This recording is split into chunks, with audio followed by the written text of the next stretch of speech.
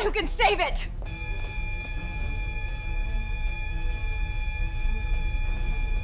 They said she didn't belong on the ship until the captain uncovered her secret military past. The alarms blared like a chorus of dying beasts, red lights staining the steel corridors of the Aurora's vengeance. Lieutenant Mara Reed sprinted through the narrow passage, her boots pounding against the grated floor. Behind her, the panicked shouts of the crew echoed, but she didn't stop. "She doesn't belong here," someone roared. Mara's jaw tightened as she rounded a corner, her fingers brushing the sidearm at her hip. She didn't have time for their doubts, not when the ship was seconds from disaster. But how had it come to this? Hours earlier, Mara had been just another face in the mess hall, ignored, dismissed, the woman they whispered about when they thought she couldn't hear. Civilians don't last on deep space freighters. Yet here she was now, the only one who knew how to stop the cascade failure in the engine core.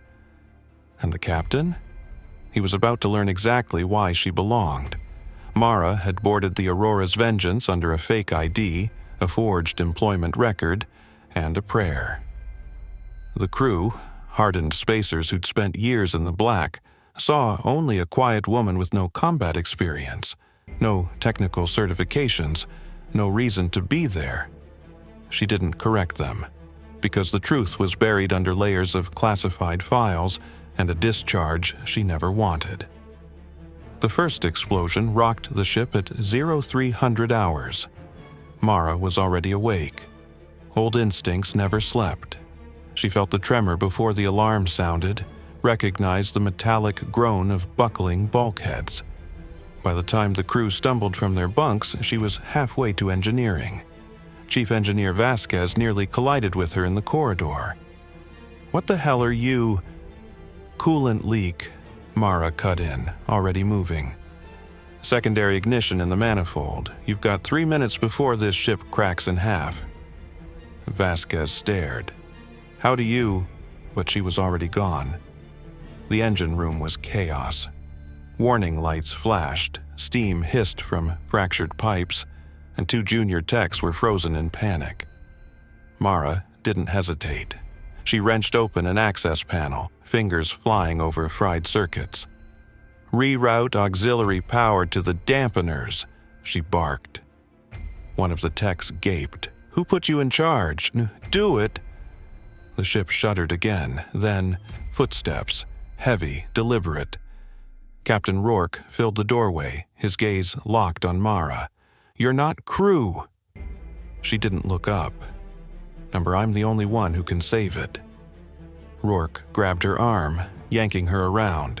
"Who the hell are you?" For the first time, Mara met his eyes, and something in her expression, the cold precision, the absence of fear, made him pause. The ship groaned. She pulled free. Former Spec Ops, Black Star Division. Silence. Black Star didn't exist. At least, not on any official record. The core destabilized. A console exploded, throwing them both to the ground. Mara tasted blood. The techs were screaming. Rourke's voice cut through the noise. "We're losing her." She knew the numbers, knew the odds, and for the first time in years, she let herself remember the last ship she'd failed to save. Mara moved. She slammed her palm against the emergency override, inputting a code no civilian should know. The system beeped, once, twice, then the core stabilized. The ship held. Rourke stared at her. That was a military bypass. Mara exhaled. "Yeah." Later, in the captain's quarters, Rourke slid a file across the table. Mara's real file. "Lieutenant Mara Reed," he read, "declared MIA after the Titan's shadow went dark." She said nothing. "Why hide?" Mara looked at the stars through the viewport. "Some ghosts don't let you go." Rourke nodded. Then he stood, offering his hand. "Welcome aboard, Lieutenant." And for the first time in years, Mara felt like she belonged. If this story touched you, hit that like button and drop a karma in the comments below.